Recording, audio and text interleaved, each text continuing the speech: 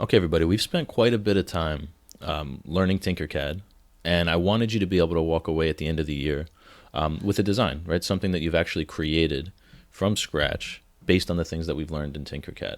So I thought an appropriate project based on the amount of time we have left, which is 17 class periods, was to create a chess set, right? This is something that's been designed and redesigned for centuries, right? The game of chess has been around in its current form since the 1400s and has gone unchanged since then. So what we're going to be doing is we're going to be creating, out of the 16 pieces that each side has, 6 of them are unique. So you're going to be creating a pawn, of which there are 8, a rook, which some people call it the castle, but it's a rook, the knight, which again, some people call the horse, but it's a knight, a bishop, a queen, and a king.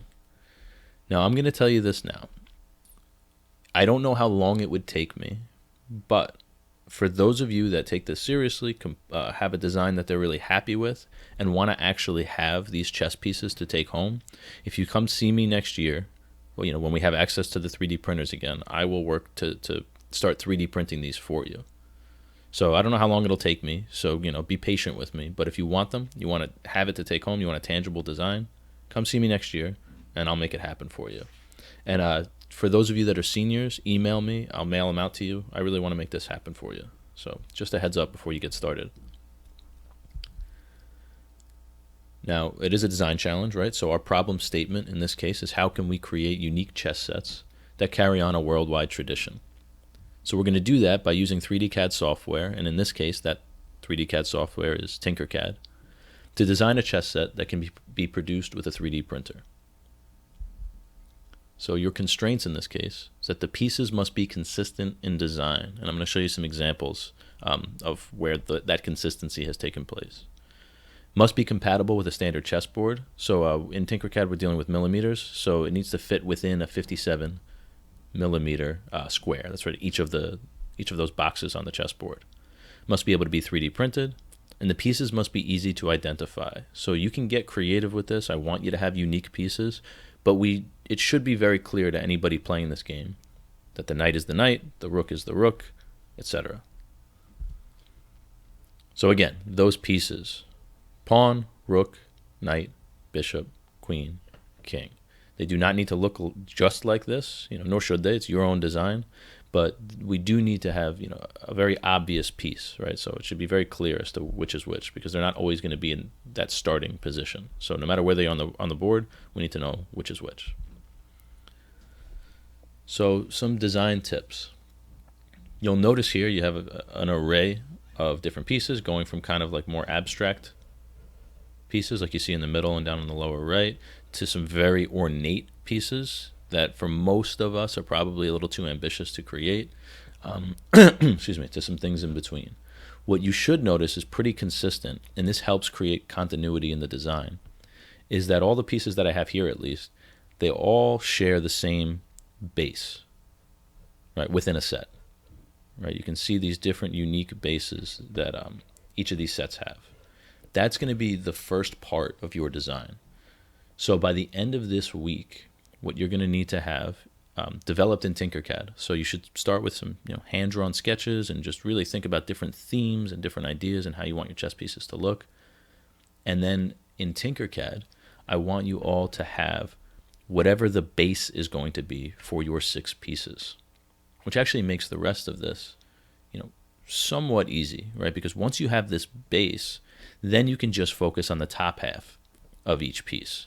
So how do I take this common base and then create a knight out of it, or a bishop, or a queen, or a king, or a rook, or pawn, etc.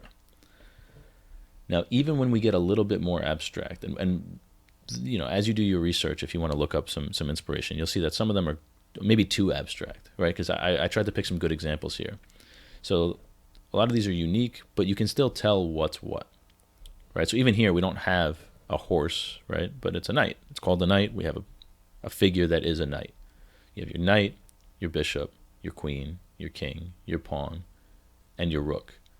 So you can get creative with this. I want you to, but we have to make sure that the pieces are easy to identify. Now, when we have our base, I want you to use some standard dimensions to kind of to create your first base. So our dimensions are going to all be based on the largest piece, which is the king. So everybody's king should be the exact same size. The height of the king should be 95 millimeters, and the diameter of the base should be 38 millimeters. Now I told you, you're starting with just the base, so the height doesn't matter yet, but it will. So the diameter should be 38 millimeters, and always keep in mind that the king is the largest piece.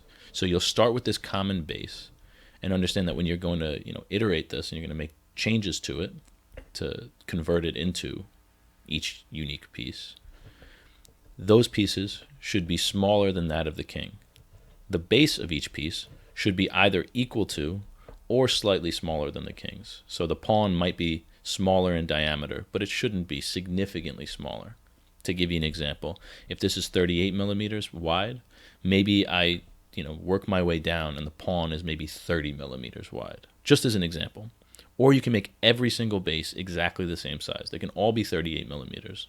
And you can just, play around with the different heights, perhaps. And honestly, that's pretty much it. So for this week, you're going to do a little bit of research, look into some pieces that you like, think about some themes. Maybe you want it to be based on like a movie or Star Wars or something. Like, you can really get outside the box with this. And then by the end of the week, you should have that common base developed in Tinkercad. So that's what's due Friday. The end of the week is to have a base in Tinkercad upon which you can build. So then for the remaining time that we have together, I'll give you suggestions for how long it should take you to make the rook and the knight and all that other stuff. That's it for now. So take this in, think about what themes you might want to incorporate, and start sketching some potential some potential designs for the pieces. And again, by the end of the week, we're looking to have a base completed in Tinkercad.